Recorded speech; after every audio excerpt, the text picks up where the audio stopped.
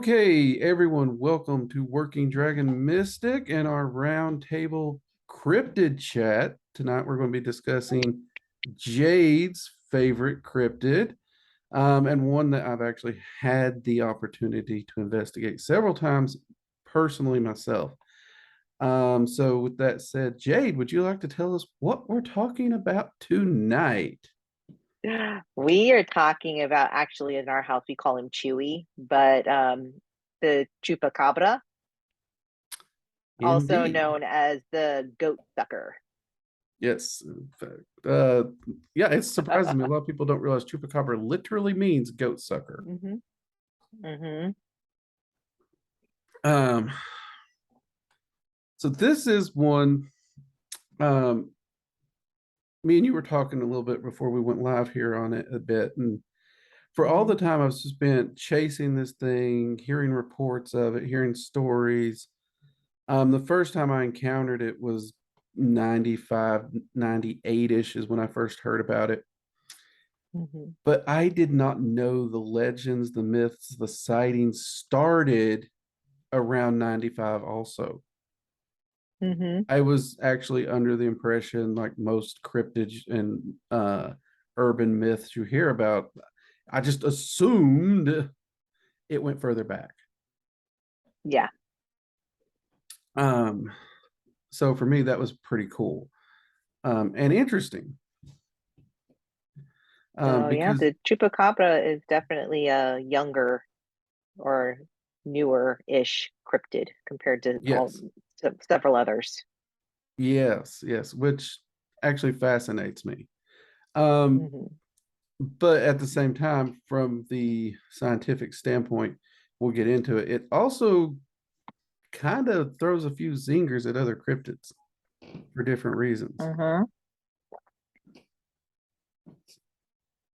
Yeah, and being that it's so new compared to the other cryptids, it actually gained momentum pretty quickly. It gained it really quickly. Like I said, I was unaware how hmm young it was.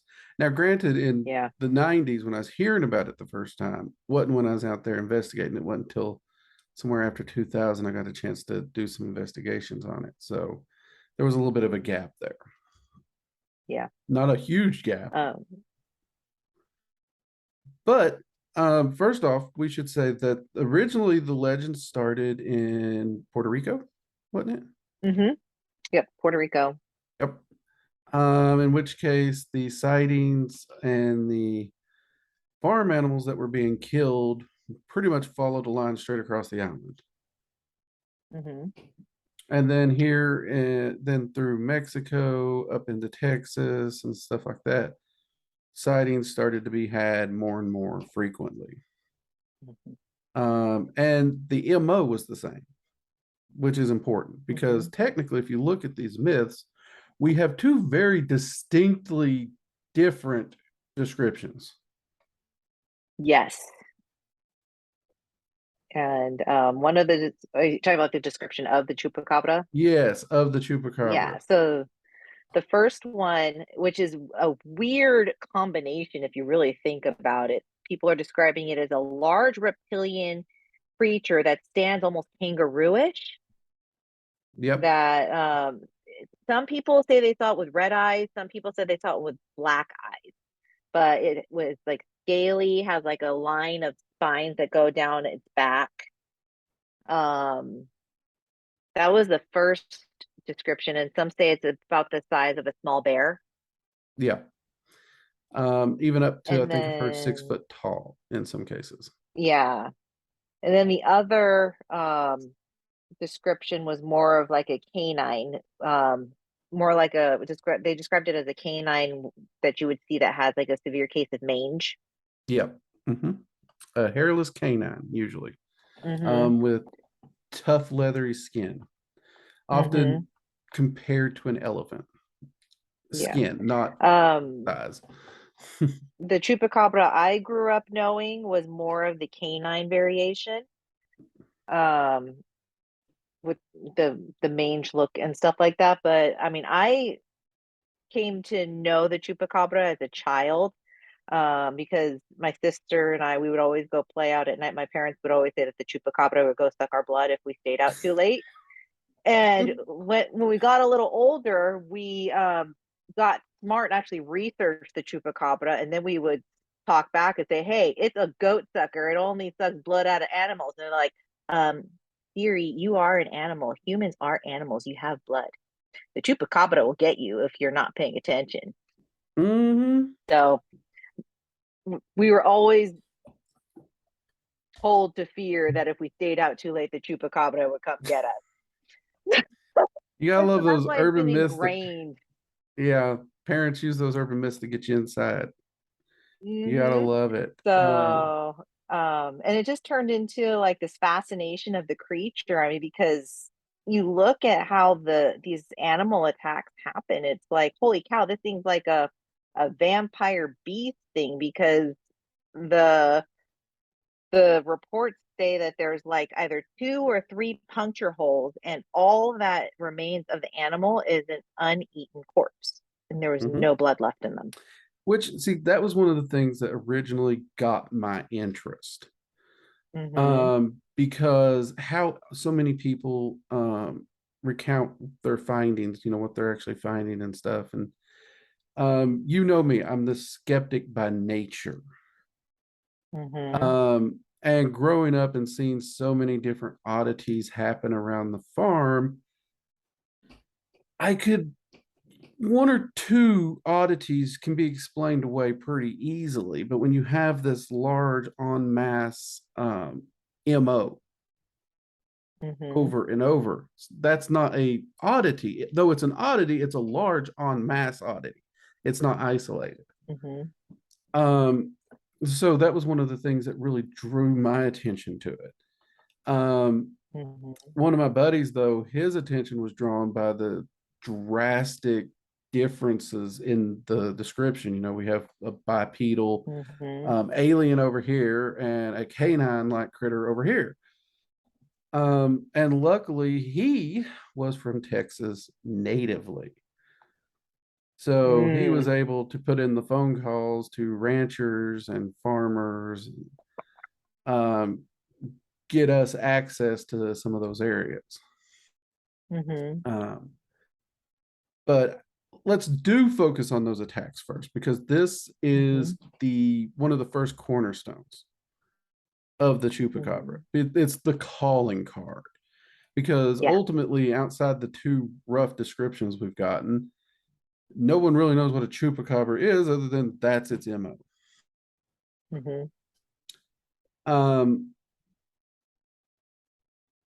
what I found from Texas, and at least one veterinarian who was able to send some information from Puerto Rico. I wish I'd been able to I haven't been to Puerto Rico personally, so I can't, other than a secondhand account, I can't go much further.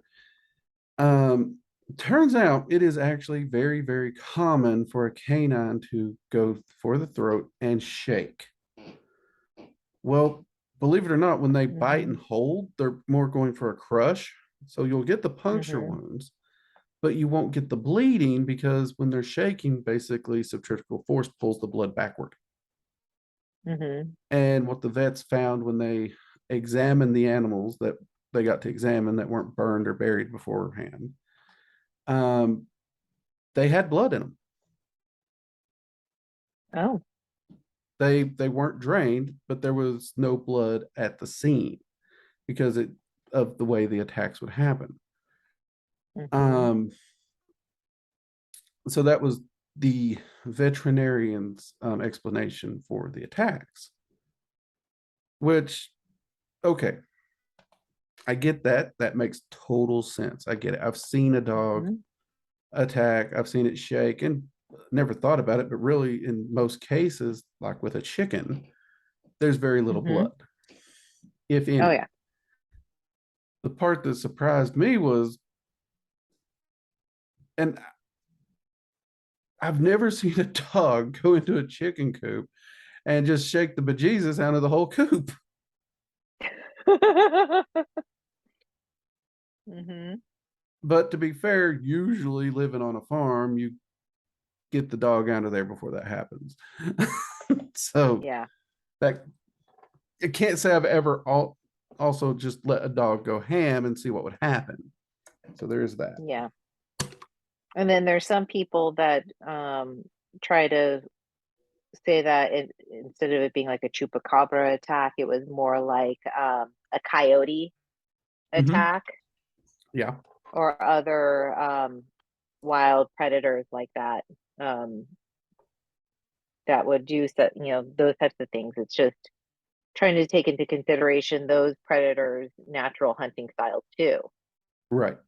Which they follow the same canid, things like a dog, which is Mm-hmm. what the vets were finding. Um, Mm-hmm. and I mean, that's still a pretty interesting concept. Mm-hmm. Now, one person asked me, even if we go with the canid thing for the American attacks, how do you explain Mm-hmm. Puerto Rico and the bipedal one? Yeah, that's a weird one because I mean, so many descriptions say that bipedal type thing. Some people say they thought hopping. Um, and then there was actually article I saw where some people reported that it smelled like sulfur. Mm-hmm. Um, my buddy who was diving into the differences in the appearances, Mm-hmm. he stumbled across something that I've never been able to forget. I've never been able to shake it. And knowing what I know about fear and how we superimpose fear and excitement over one another, Mm-hmm. guess what movie released in 1995 in Puerto Rico at the same time the Chupacabra sighting started? I swear I saw that in an article and I did not write it down. The movie Species. Okay. Now, if you look at the creature in that movie and you look at the description and art of the bipedal chupacabra, Mm-hmm. they look like the same creature. Oh my gosh.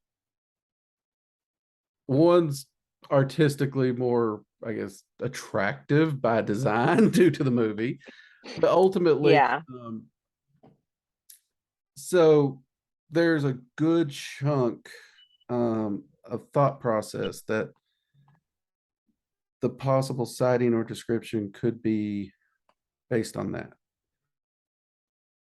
Did we lose your mic or something? My husband set off the smoke alarm. Oh, the food's done before that particular buzzer goes off.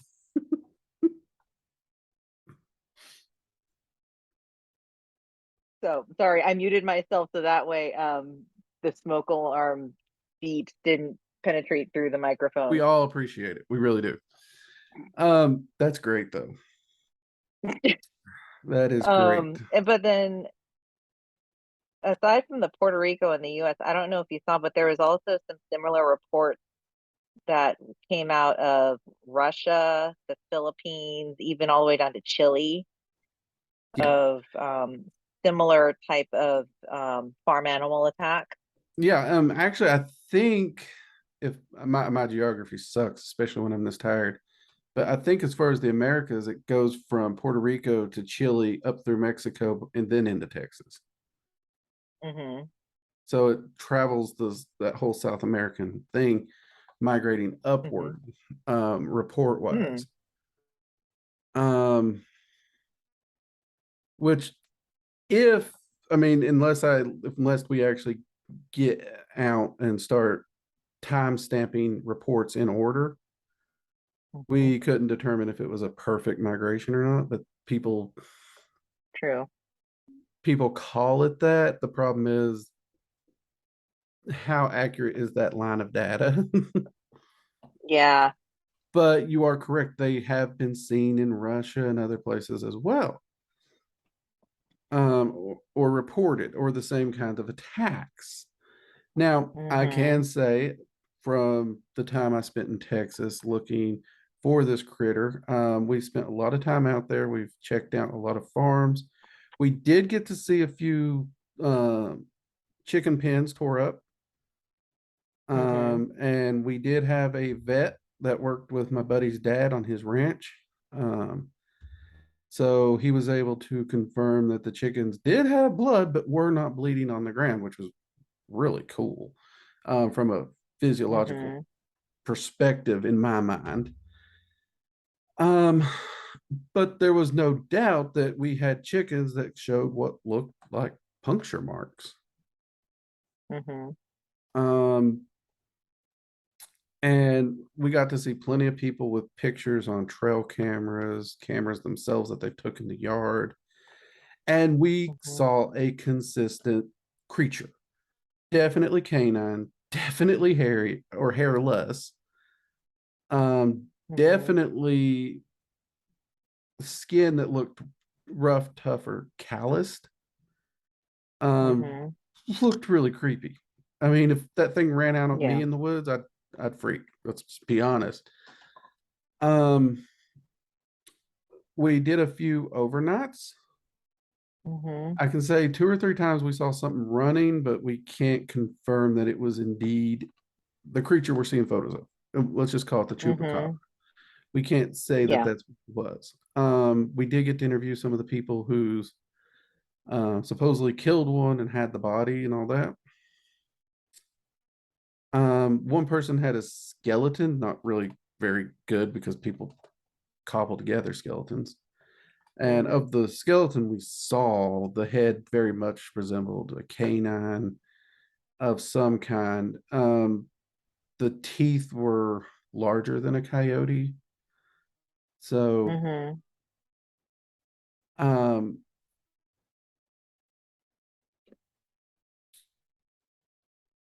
I can't remember when it was, but we did find out that Texas was having a big issue of hybrids, domestic dogs, coyotes, and even wolves.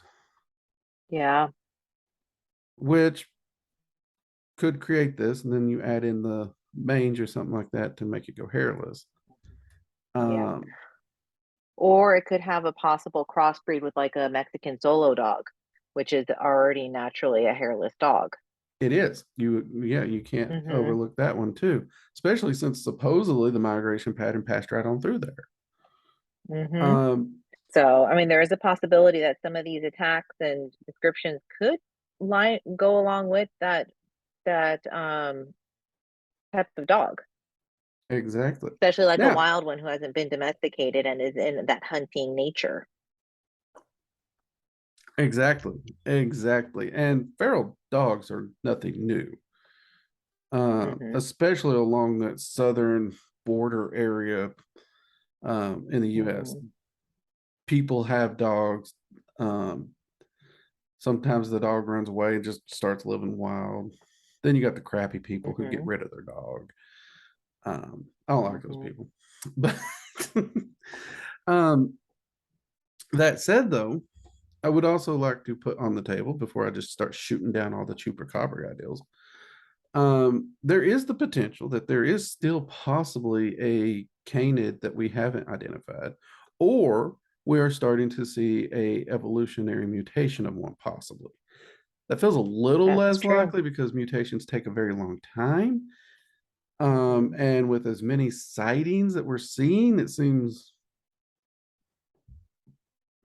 it's almost like this is why I wish Halloween was here because she actually studied genetics. But it feels like there's too many of them being seen for it to be something so subtle. Yeah. But that's just me personally. I honestly believe that, what you were mentioning, like the crossbreeding of different types of canids would be a more likely scenario in this case. Like getting a dog that has a similar features and then it crossbreeds with a wolf because wolves are very big, like big dogs. Yeah. And we do know wolves will crossbreed with coyotes. Yeah.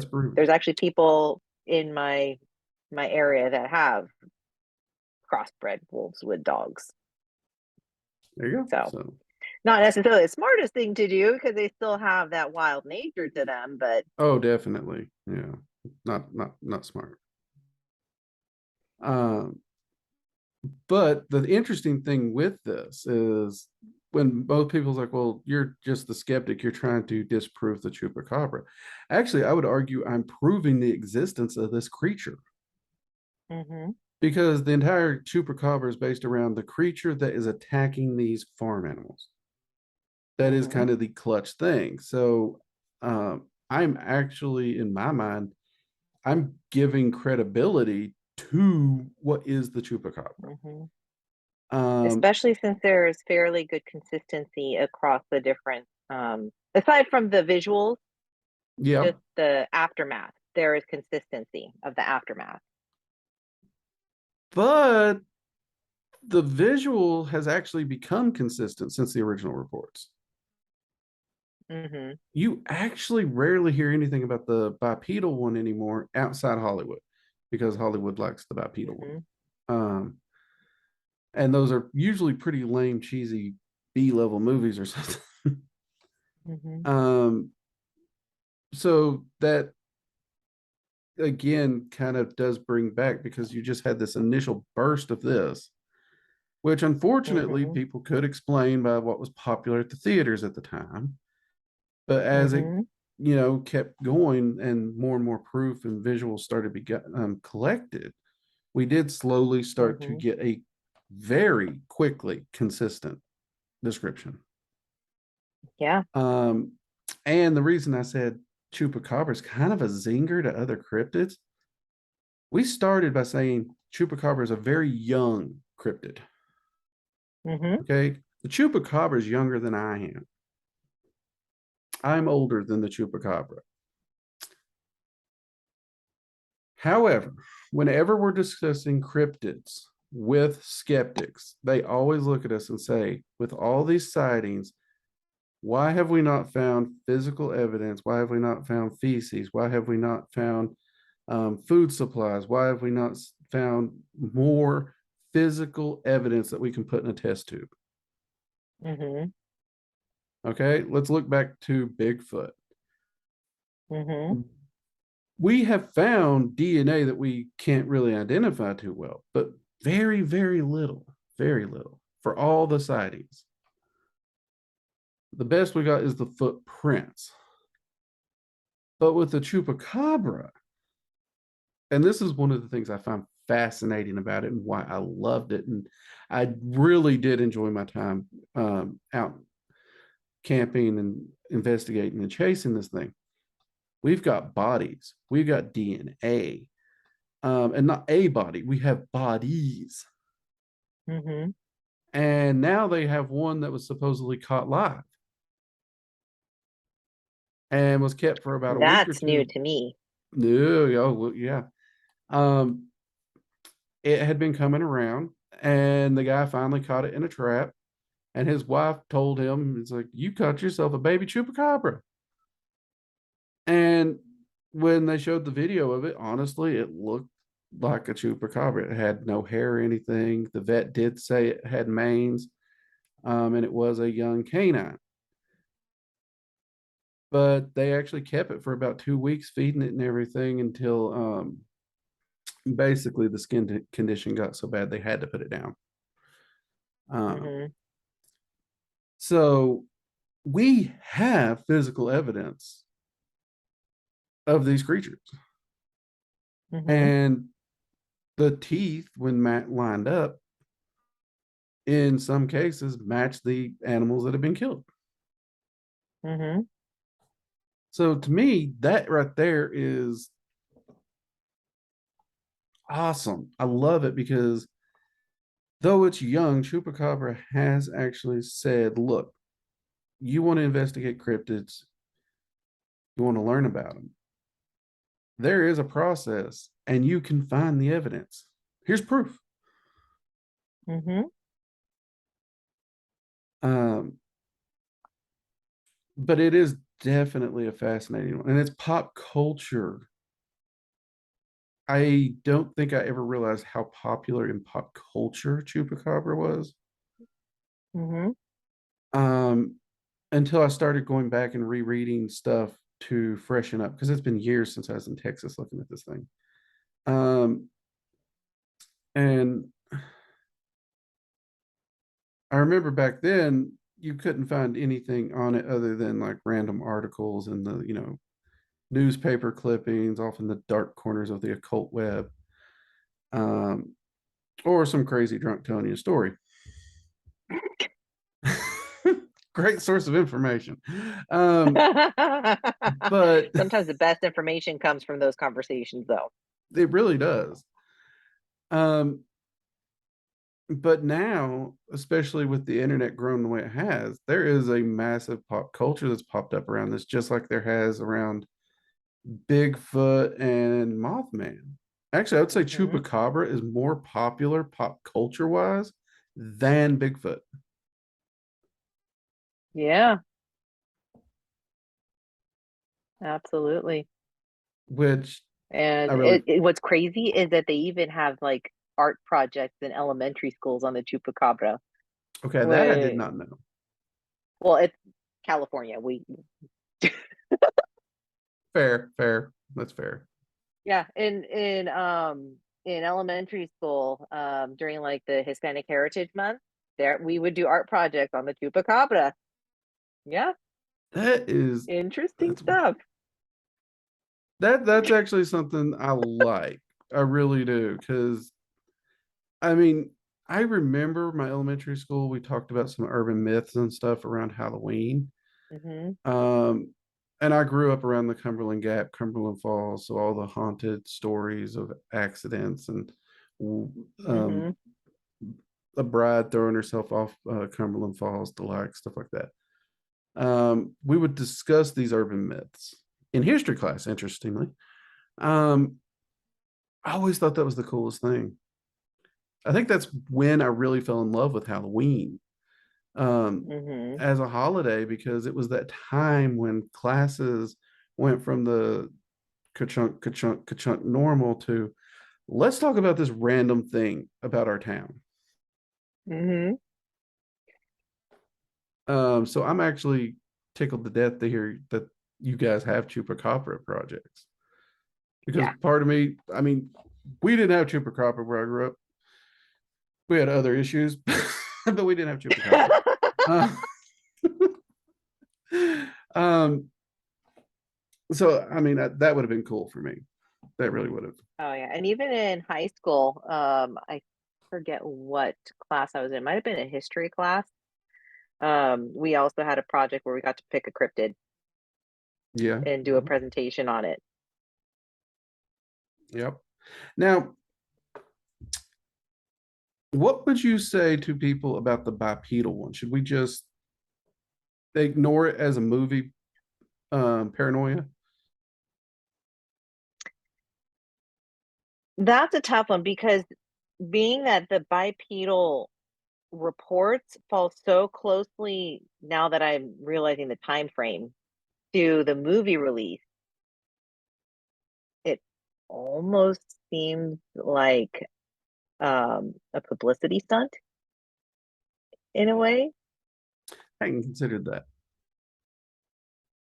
I Because hadn't. I didn't realize that the time that there was a movie that came out like right around that reporting of the bipedal one in Puerto Rico. Mhm. But yeah, that it seems too much of a coinky dink for me. Okay. That's fair. That's fair. But to, be nice to El Chupacabra, um, I want to point out that through Mexico and Texas, very rare, very rare.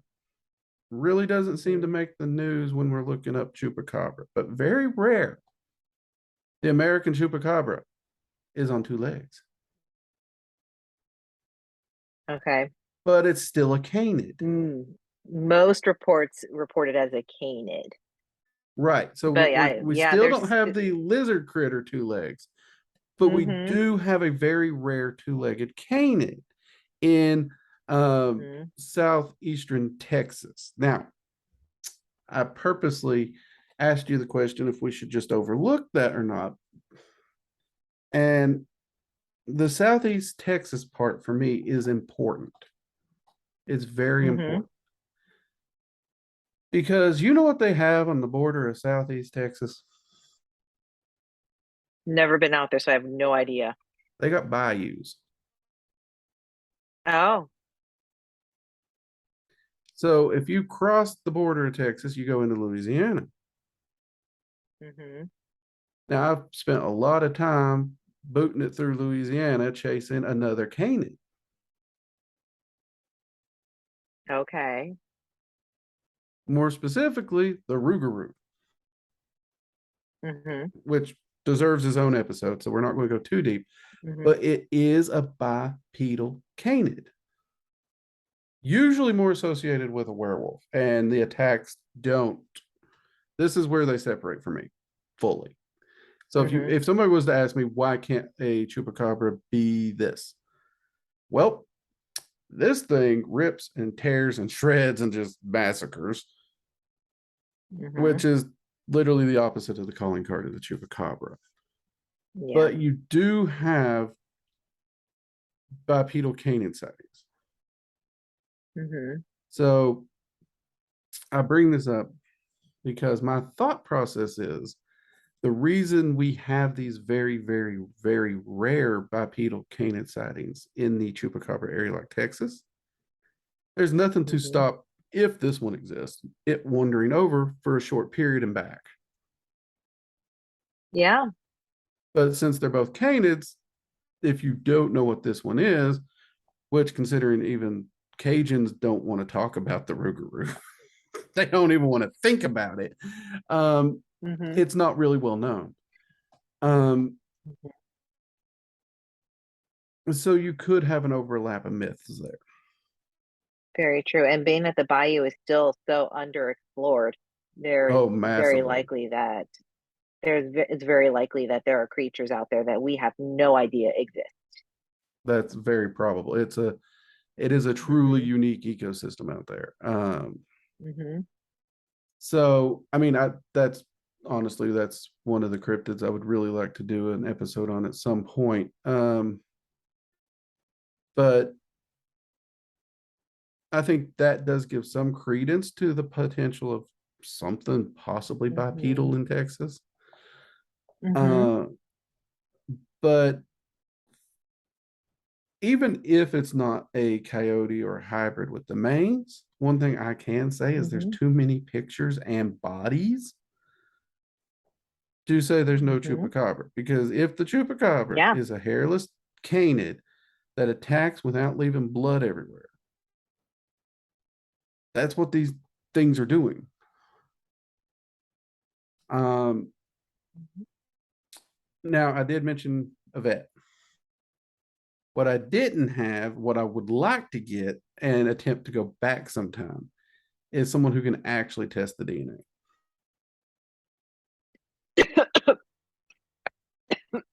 I don't know what I did, people, Sorry, but I choking done on killed her.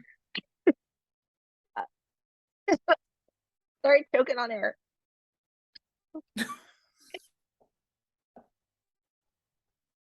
Chupacabra did it. She's choking on air. El Chupacabra done got her. So are you talking about like getting a specimen that's been attacked and then trying to test like the puncture area to see if you can cross the like reference the DNA of the bite mark area? I would like, if it's fresh enough that we can get some saliva or something, I think that would Mm-hmm. be beneficial. But I'd also like to get perhaps a fresher corpse that I can actually, I know where the corpse came from. Um, Mm-hmm. I have heard through documentaries, reading articles, and from a few researchers I know that some of these corpses have been DNA tested. And they all came back basically canid hybrids Mm-hmm. of one variety or another. Um, Supposedly the skeleton I saw got measured at some point too, and it was determined to be Mm-hmm. most likely a hybrid as well. Measured, not DNA tested. Um, but if I had the opportunity to truly, get that DNA person on site on the ground with us, I think that would be amazing to me because Mm-hmm. all signs point to canine hybrid. Mm-hmm. And we do have evidence of canines duplicating Chupacabra's MO. So, in all rationality, we can easily say that it's very likely a canine hybrid. But go ahead. You got the Sorry, giggles. I just had the most random thought. So what if this bipedal canid thingy from the bayou crossbred with like a Mexican cholo dog, thus creating the American chupacabra if they were able to crossbreed? That's actually an interesting thought. See, that's another thing because you could essentially have these hybrids that create a larger coyote. It's too large to be a coyote, Mm-hmm. but not big enough to be like a wolf or something. Mm-hmm. And then if they, I don't know if they can or not, but if they crossbred with the Mexican hairless dog, then suddenly you have a hairless species, possibly, if you Mm-hmm. pick up the right traits. I mean, we've seen Mm-hmm. these designer dog breeds, it's ridiculous. Mm-hmm. um, so that's actually an interesting thought in and of itself. Mm-hmm. It really is.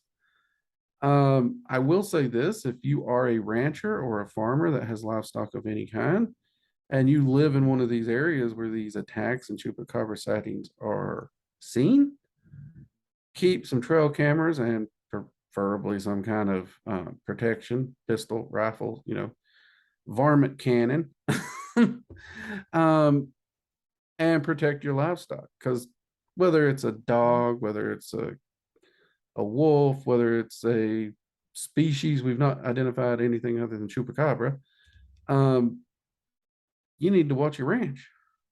Mm-hmm. So, but I like your concept there because what if, because that is, I mean, we create new species through designer breeding, which as a dog Mm-hmm. lover, I'm actually kind of against that concept. Um, Yeah. but so there's nothing to stop it from happening naturally in the wilds. Yeah. I mean, because if they're both of the canid lineage, in theory, there is a possibility that they could crossbreed. Mm-hmm. Oh, I mean, like we said, we know for a fact that wolves and coyotes can. So if Mm-hmm. they're close enough to either of those two, then bada bing. Mm-hmm. Yeah. So that's actually an interesting thought. But I mean, for me, what I love about the chupacabra is we have found so much physical data. Mm-hmm. And that's when we're talking cryptids. Um, that's what I'm looking for Yeah. because the And by the stories are. way, oh, sorry. Go ahead.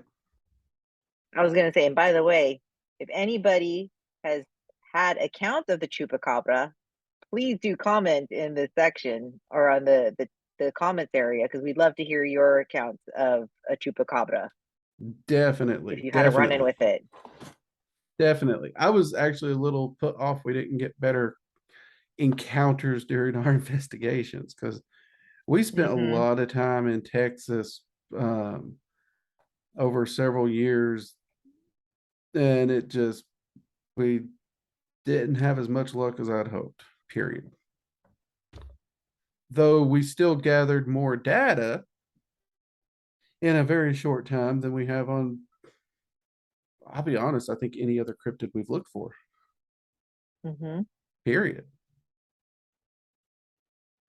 Which amazes me because again, we're dealing with a very short-lived cryptid. Yeah. Um, As far as records go, as it far as could be records go, older. right? Um, Like what we were so mentioning, we talked about before we had jumped into the recording. Some reports kind of fudged the date a little that bring it yeah, all the way back to 1970s, but it's highly fudged it is a information. highly fudged one. Yeah, because they're trying to an event that happened that had already been attributed to something else. Cryptozoologists are now trying to push back to extend that timeline for the chupacabra. Mhm. And then that leaves a huge gap between 70 and 95. Mhm. And we don't see Yeah. this gap again because from 95 to today, that's just chupacabra everywhere. Mhm. Um, Yeah. And who's to say that, these attacks have been going on for way longer than that, and ranchers just long ago just pegged it off as being wild animal attacks. that is true. We And also, this is a fact that my buddy Jim's dad pointed out to me because I Mhm. remember sitting there drinking my coffee, trying to figure out why the spike in the sightings.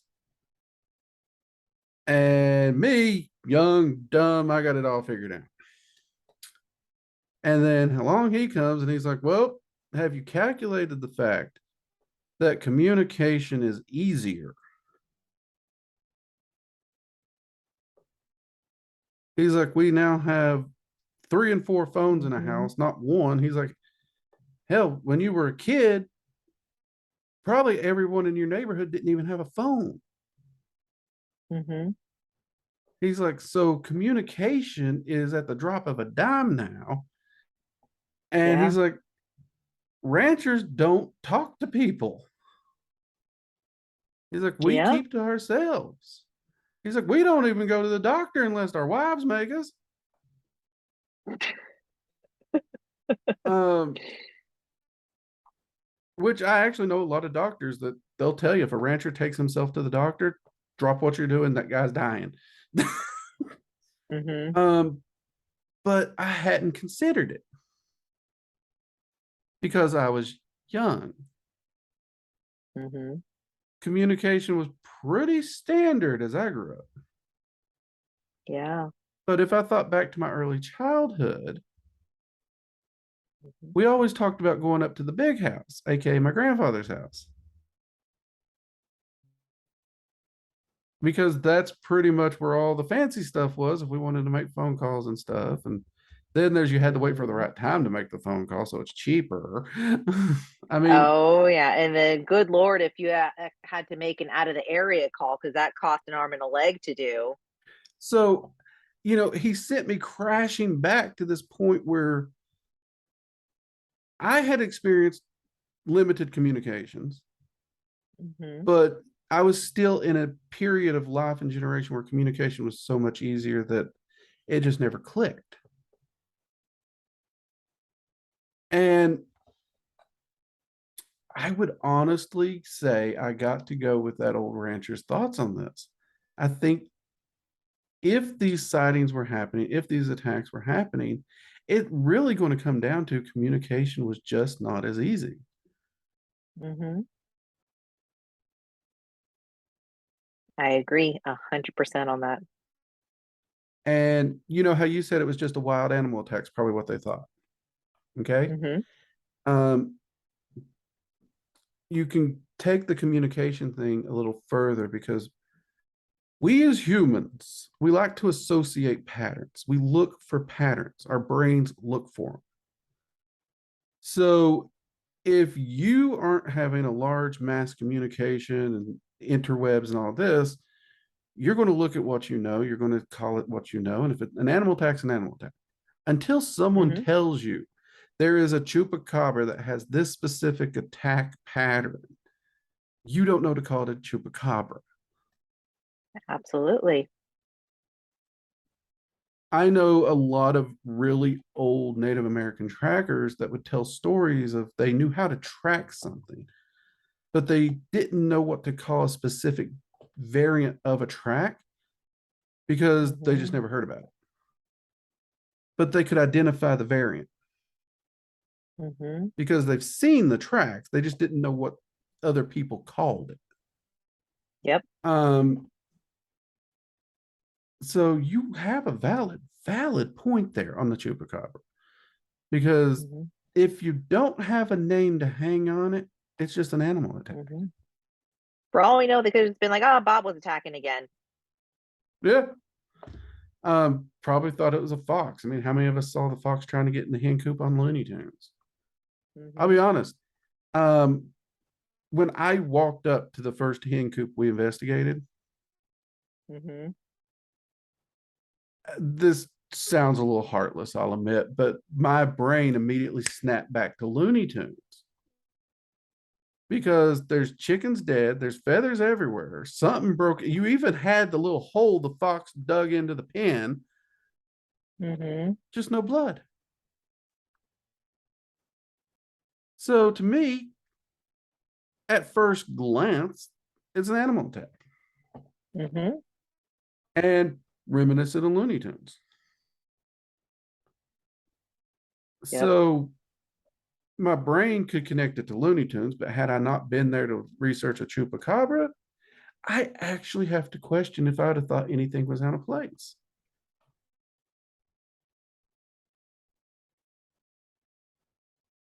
And there's no way to Absolutely. rewind it, take away my knowledge of the chupacabra, and put me in the situation.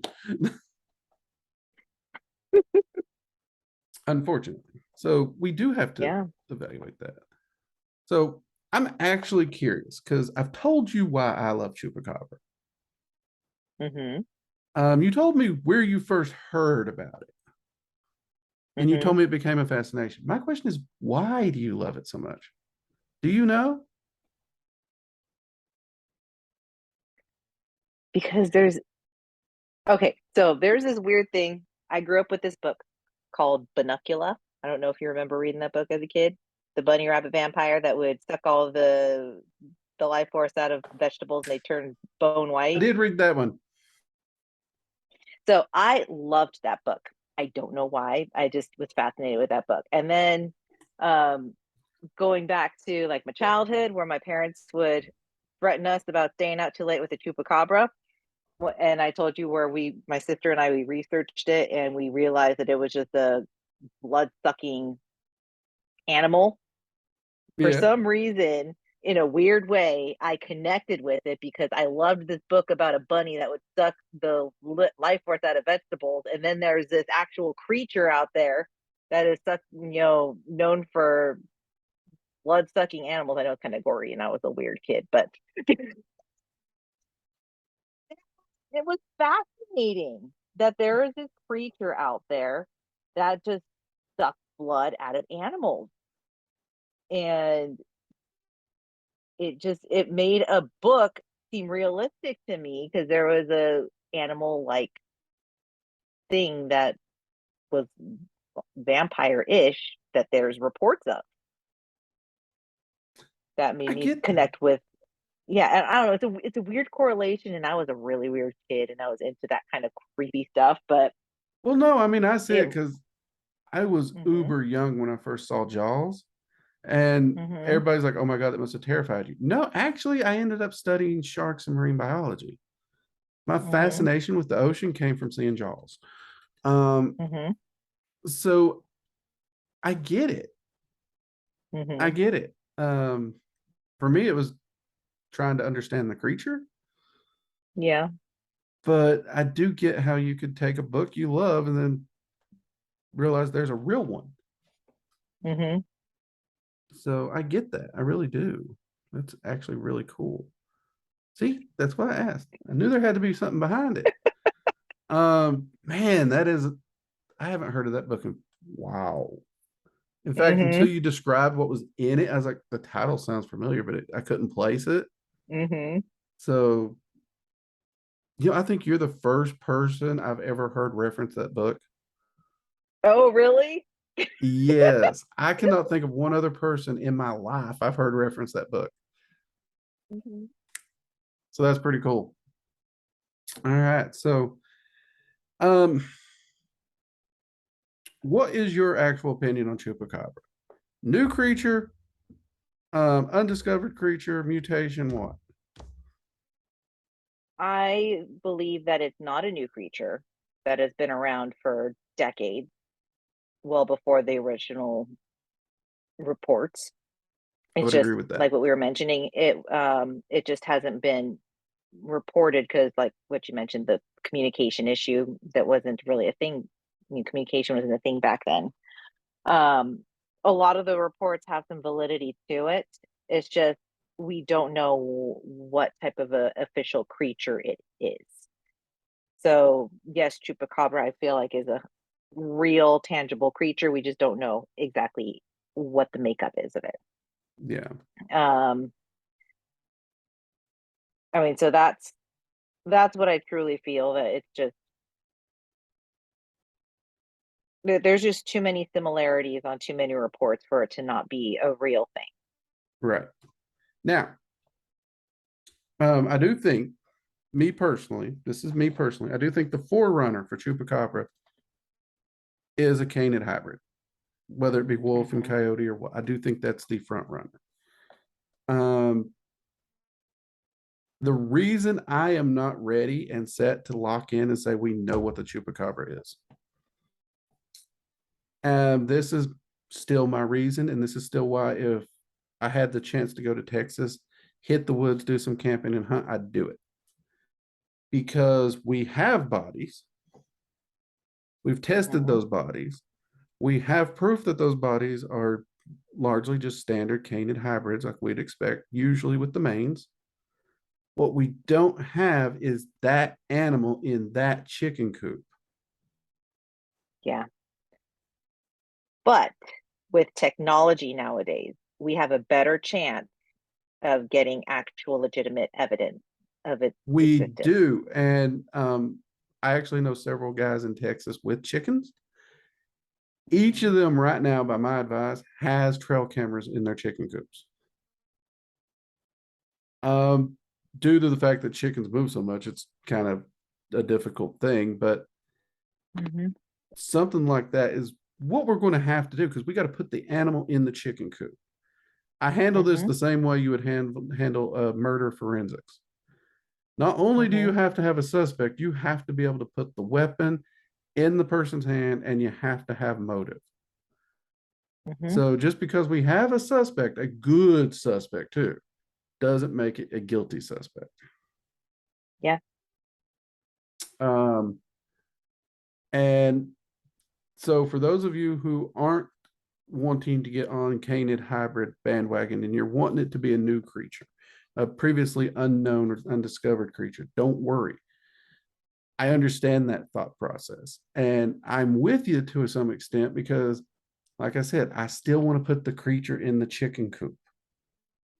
Because does the marks, could the marks match up with a canid? Yes.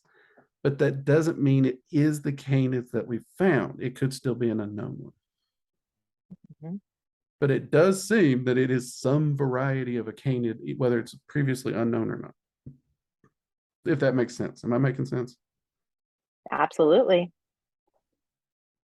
And Jade, like you said, technology is improving. Mhm. We got far better chances. I mean, heck, used to be it cost you $3,000-$4,000 to get a waterproof camera. Now for 200-300, get you a GoPro.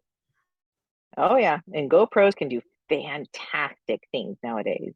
Yes, I actually had a viewer donate one to the channel, so when I go camping, I don't have to worry about rain no more.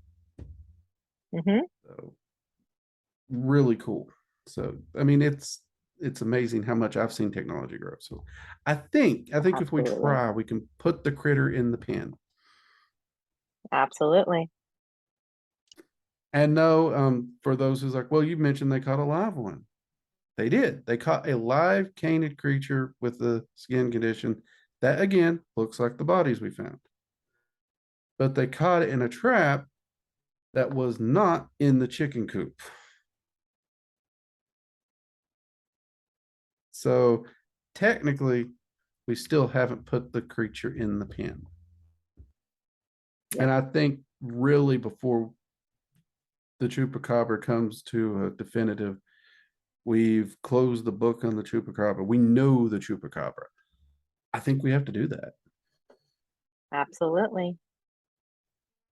So So this has been a fun conversation, and I'm so happy that yeah, we it's were able to cover Chewy, the Chupacabra.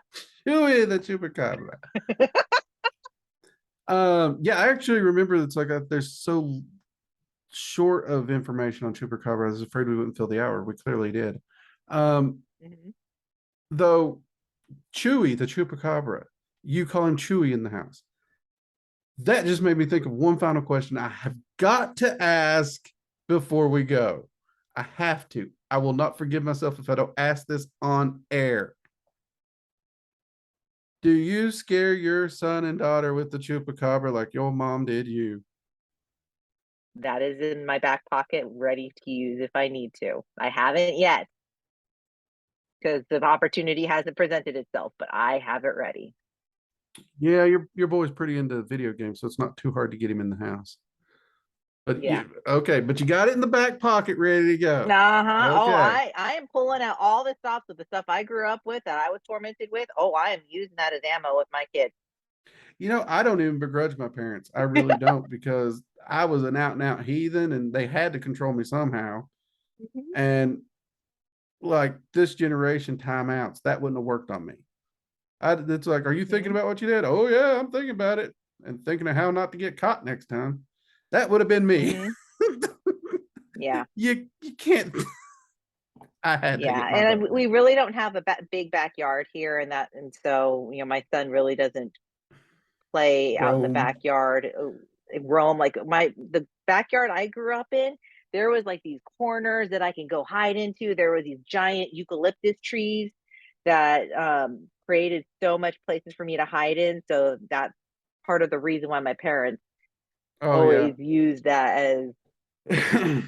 No, no, I get it because I mean, first off, the farm I grew up in on was a couple acres, had woods, had fields, had pasture. So I mean, we could just take off running and disappear.